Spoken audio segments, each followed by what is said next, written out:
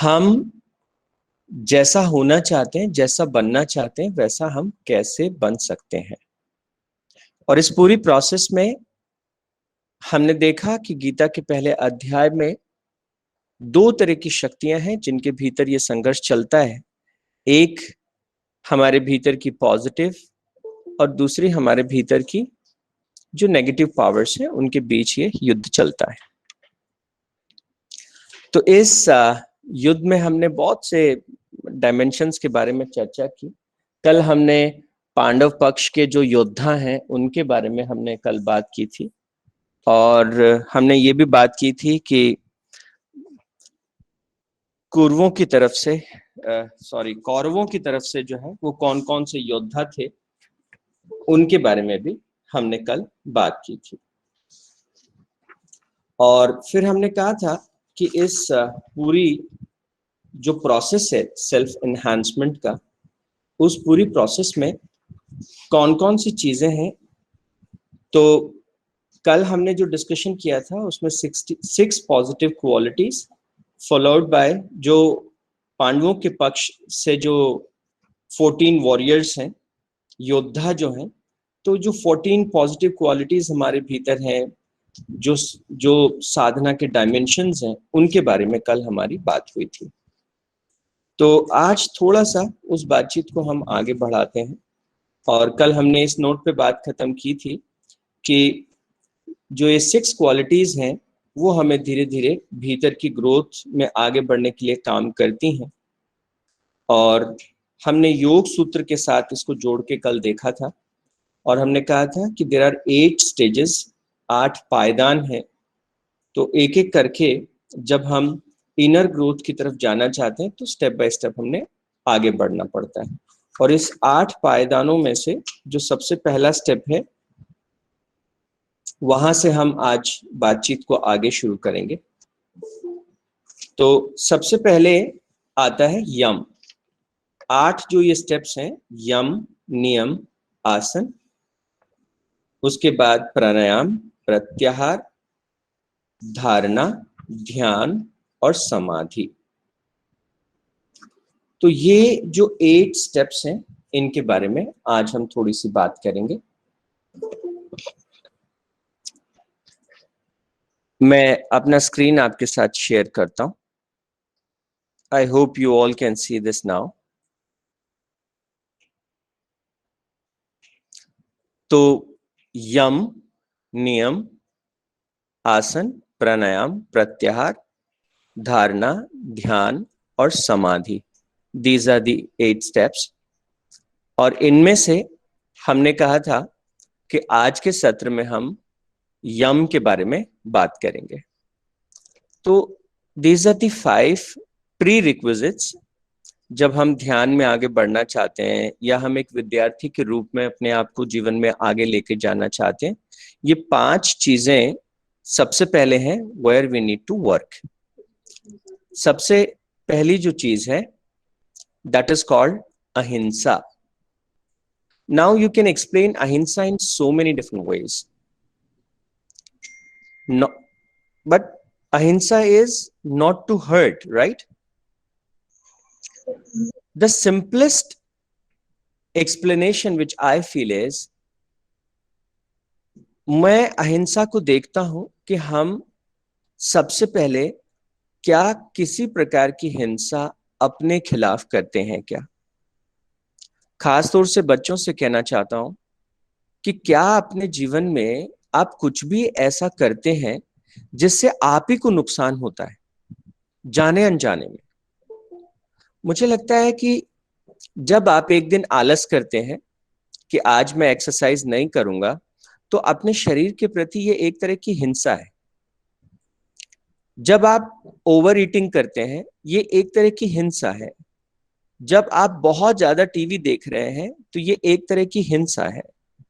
तो सबसे पहले हमें ये संकल्प लेना होता है, सबसे पहले हमें ये देखना होता है कि हम कुछ भी ऐसा नहीं करेंगे इन 24 आवर्स जो हमें नुकसान पहुंचाए। खुद मैं जो जीवन में होना चाहता हूं, जो बनना चाहता हूं, जो करना चाहता हूं, उस प्रोसेस में मैं कोई भी ऐसी चीज में इन्वॉल्व नहीं होऊंगा जिससे कि मेरी जो सेल्फ ग्रोथ है वो रुकती हो, बाधित होती हो, अटक जाती हो। तो ये अहिंसा, ये पहला कदम है। अगर मैं अपने खिलाफ करने वाली हिंसा को नहीं रोक सकता, तो कभी भी दुनिया के खिलाफ मैं हिंसा रोक दूं, ऐसा होगा नहीं। तो अहिंसा का तात्पर्य, सबसे पहले अहिंसा का जो अभ्यास है वो खुद से शुरू होता है। हमारे शरीर को प्रकृति ने इस तरह से डिजाइन किया है कि जैसे हमें सुबह जल्दी उठना चाहिए, इस तरह से हमें करना चाहिए, थोड़ा हमको इस तरह से सोना चाहिए। तो प्रकृति की एक लय है, एक रित है, एक सिस्टम है। उस सिस्टम के साथ अगर हम अपने जीवन को नहीं जीते हैं, तो हम अपने जीवन के साथ एक तरह की हिंसा कर रहे हैं। And that's not good. That will create a kind of hindrance in the process. तो जीवन में जब हम आगे जाना चाहते हैं, तो सबसे पहला स्टेप है इस अहिंसा का अभ्यास करना। दूसरी जिसे चीज कहते हैं सत्य, ट्रूथफुलनेस। सही मायने में सत्य क्या है? सी, सत्य वो है जो आपके जीवन में क्लैरिटी लेके आता है, स्पष्टता लेके आता है। When you have truth in you, you have all clarity, all confusions, go away. ऐसा ही होता है ना कि सत्य प्रकट हो गया, तो now there is no more confusions, there are no more delusions, there are no more frictions within me. तो सत्य क्या है, इसको थोड़ा और ध्यान से देखें तो मुझे क्या प्रतीत होता है? सत्य का तात्पर्य है कि मैं अपने आप को, अपने खुद के जीवन को एक बहुत गहरी स्पष्टता के साथ देख सकूं। मैं अपने आप को देख सकूं कि मैं क्या कर रहा हूं, कितना कर रहा हूं, ये कितना ठीक है, ये कितना गलत है। मैं अपने जीवन को एक सही दिशा में ले जा रहा हूं या मैं कुछ गलत रास्ते की तरफ आगे बढ़ रहा हूं। सत्य का मतलब है वो आपके भीतर की शक्ति जो आपको सही के लिए हमेशा प्रेरित करती है। इसका हमें लगातार अभ्यास करने की जरूरत है। हर पल, हर क्षण, जब भी आप कुछ करना चाहते हैं, आपके भीतर वो सत्य प्रकट होता है। आपके भीतर वो एक इंट्यूशन, आपके भीतर एक नॉलेज, एक एक ज्ञान का एक प्रकाश हमेशा आपके भीतर रहता है, जो जो बहुत अच्छे से जानता है कि आपको क्या करना चाहिए और आपको क्या नहीं करना चाहिए। हमारे भीतर का वो जो प्रकाश है, वो जो उजाला है, उसी में हमें आगे बढ़ना चाहिए। स्टूडेंट्स, आप ध्यान से देखना, जब कभी भी आप कंफ्यूज होते हैं, आप अपने आप से पूछते हैं, थोड़ा सा भी आप अगर अपने आप से ध्यान से पूछेंगे, तो यू विल रियलाइज कि आपके भीतर से एक स्पष्टता प्रकट होती है। ये ठीक है, ये ठीक नहीं है, ये करना चाहिए, ये नहीं करना चाहिए। तो कनेक्ट विद द ट्रुथ। आपके भीतर से जो सत्य का झरना फूटता रहता है, जो एक क्लैरिटी आपके भीतर से जो है, वो जो प्रकाश आपके भीतर से फूटता रहता है, अपने जीवन को उस दिव्य प्रकाश की रोशनी में आगे लेके जाएं। हाँ, भटकाव होंगे, because we are living in the age of distractions. तो मीडिया और दूसरी तमाम तरह की चीजें आपके ध्यान को इधर उधर सब तरफ भटकाएंगी। बहुत से डिल्यूजन्स क्रिएट होंगे, ये करना चाहिए, वो करना चाहिए, इससे कुछ नहीं होता, उससे कुछ नहीं होता। But still you need to know your truth, what I am, what I can do, how much I can do, how much I can improve। तो वो लगातार उसको जानना, उसका अभ्यास करना। अस्ते, and when you talk about aste, in common sense we say it is non-stealing. Now when I'm saying non-stealing, what does it mean? चोरी नहीं करना। मैं आपसे एक छोटा सा सवाल पूछता हूं। एक व्यक्ति चौकीदारी कर रहे हैं, उनका दायित्व है, उनका कर्तव्य है, उनको कोई और देख नहीं रहा, चौकीदार की चौकीदारी कोई नहीं कर रहा। तो जब कोई व्यक्ति उन्हें देख नहीं रहा और वो चौकीदार जो है वो अपने आलस में 2 घंटे जाके सो जाते हैं या 4 घंटे जाके सो जाते हैं, कहीं ना कहीं आपको लगता है ना किसी न किसी तरह की चोरी हुई। जो सबसे बड़ी चोरी जाने अनजाने में होती है वो क्या है?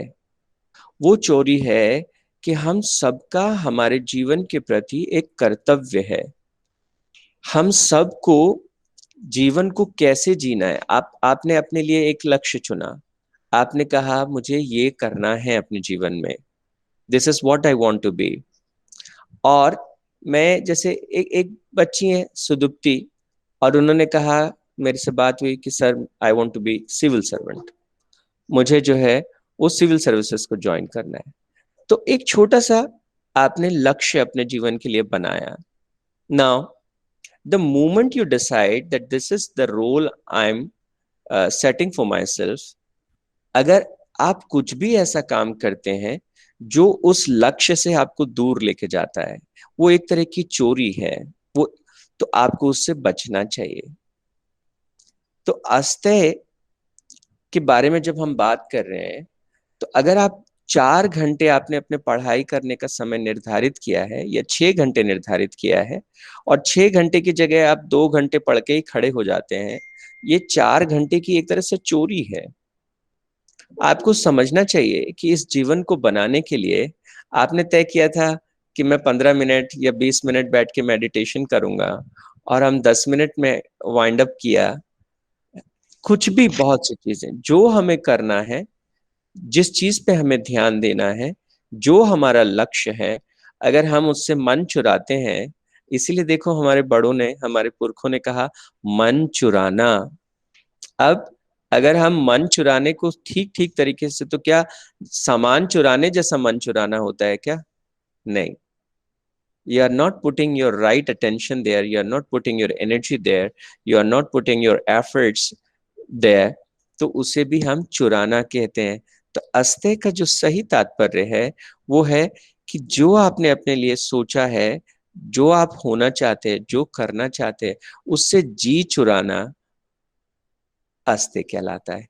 तो ये प्री रिक्विजिट्स हैं। Once you want to enter into the world of growth, आपको अहिंसा का अभ्यास करना होता है। I will not do anything which hurts me और माई पर्पज इन लाइफ।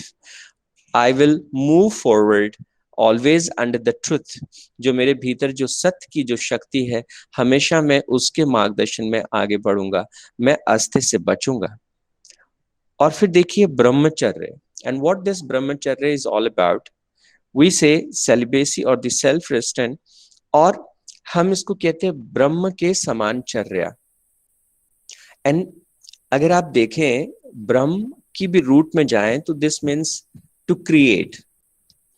तो जब हम ब्रह्मचर्य को एक और तरीके से जब डिफाइन करते हैं, तो it comes like the act of the creator और एक्टिंग लाइक अ क्रिएटर। तो क्या हम आज सुबह से उठ के अभी तक हमने कुछ क्रिएट किया? क्या हम अपने आप को सृजन की प्रक्रिया में लगा रहे हैं क्या? सुबह से मैंने अपने शरीर को थोड़ा क्रिएट किया क्या? 1 घंटा मैंने वर्जिश की, योगा किया, ध्यान किया, प्राणायाम किया। हाँ, क्या मैंने अपने भीतर कुछ नए सद्विचारों को क्रिएट किया? क्या मैंने एक प्लान क्रिएट किया? क्या मैंने आज के दिन की एक योजना क्रिएट? कुछ भी सृजन की प्रक्रिया में विद्यार्थी के लिए ये सबसे इंपॉर्टेंट है। क्रिएशन की प्रोसेस में अपने आप को लेके जाना, क्रिएटिविटी में अपने आप को इन्वॉल्व करते जाना। What I am creating now.